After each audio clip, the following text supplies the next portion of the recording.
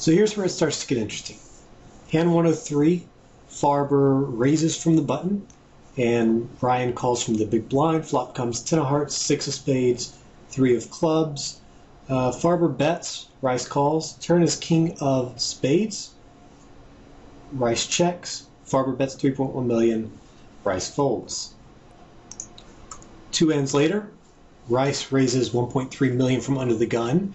Folds around to J.C. Tran in the big blind, who calls. Flop is 3 of clubs, 2 of hearts, 10 of clubs.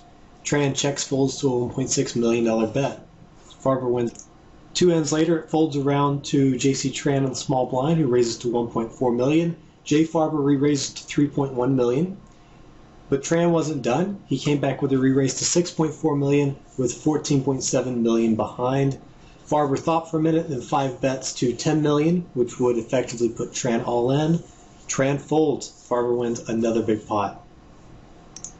So at this point, the blinds go up, and Tran is clearly in the yellow zone along with Mark and Amir. So in this hand, J.C. Tran's in the cutoff. Farber has the button. Folds around to Tran, who opens to 1.85 million. Farber calls. Everyone folds. Flop is queen, 9, 8, 2 diamonds and a heart. Tran was first to act since Farber called from the button. He leads out for 1.9 million. Farber insta folds and Tran adds to his stack. Next hand, Sylvain has the button. Tran raises to 1.6 million from the hijack, so clearly getting more aggressive as he should, and loosely calls from the button. Flop comes 4-4 queen, 2 hearts. Tran leads out for 1.5 million, loosely calls. So interesting to note that his bet here of 1.5 million was significantly less than half the pot. It was about a quarter of the pot. So Loosely was getting really good odds no matter what his hand was to call. But the interesting thing is there's a high card and 2 low cards, and the low cards are paired.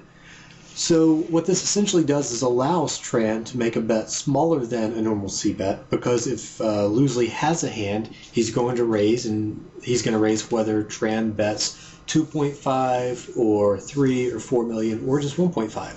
So betting less than half the pot in this situation is actually a better C bet than betting half or 2/3 the pot. And it's something we recommend often when there's a very dry board. And 1 high card and 2 paired low cards is one of the driest boards you can get. There's very few pairs out there.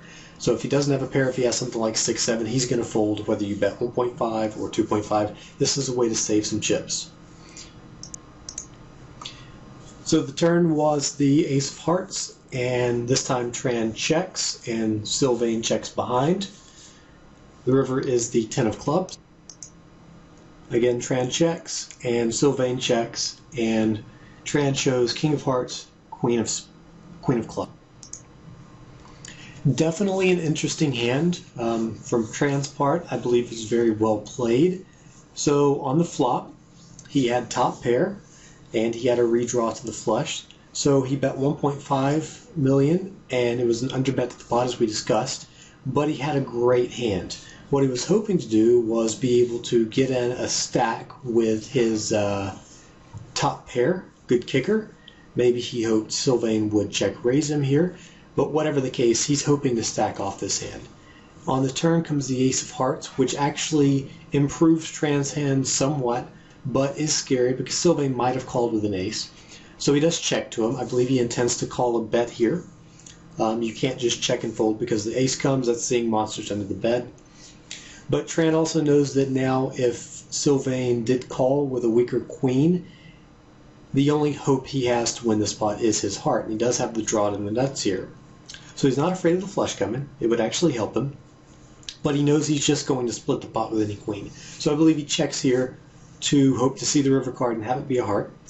Or to induce a bluff from Sylvain simply floating with no hand.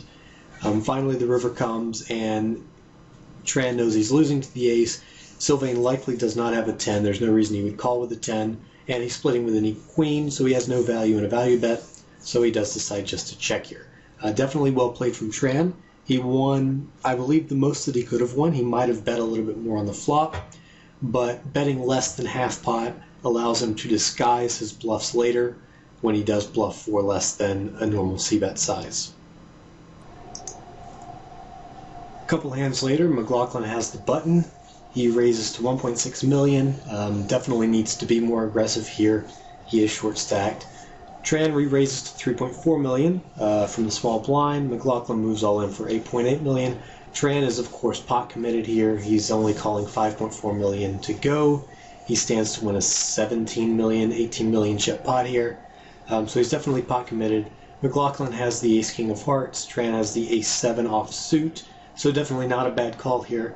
But he doesn't like to be dominated. He doesn't improve. Mark takes down a pot for a double up.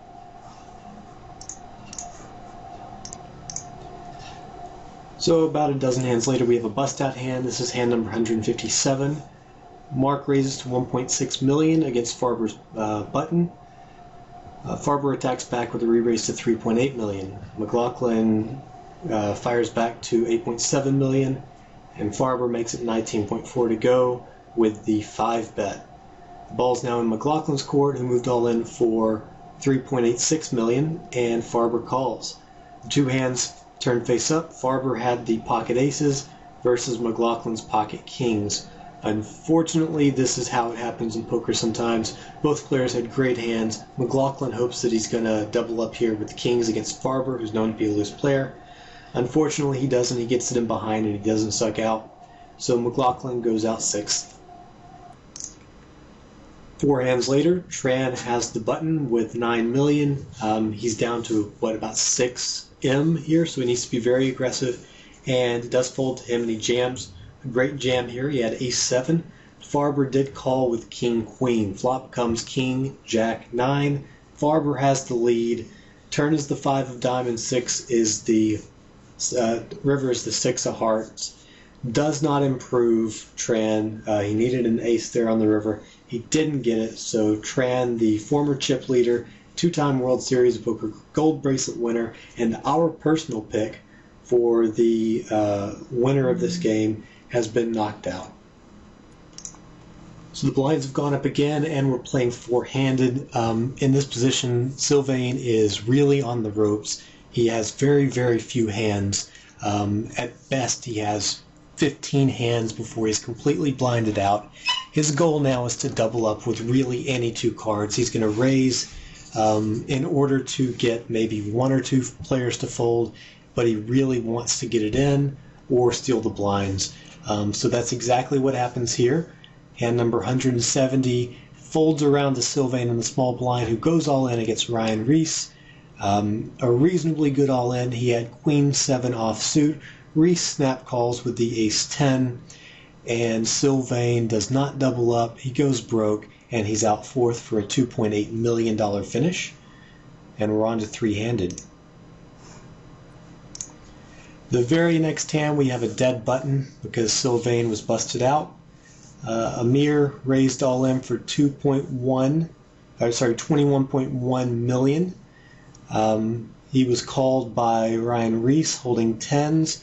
Leavitt shows 7-7, does not improve, and Leavitt goes broke. And then there were 2. Jay Farber, the amateur, with 105 million. Ryan Riess, veteran, with 85 million. A very close heads-up game. 85 big blinds deep. There's plenty of room to maneuver in this game. We're going to end the video here and pick it back up with the heads-up action, where we're going to give you a thorough analysis of every hand that goes down. So do stay tuned for that.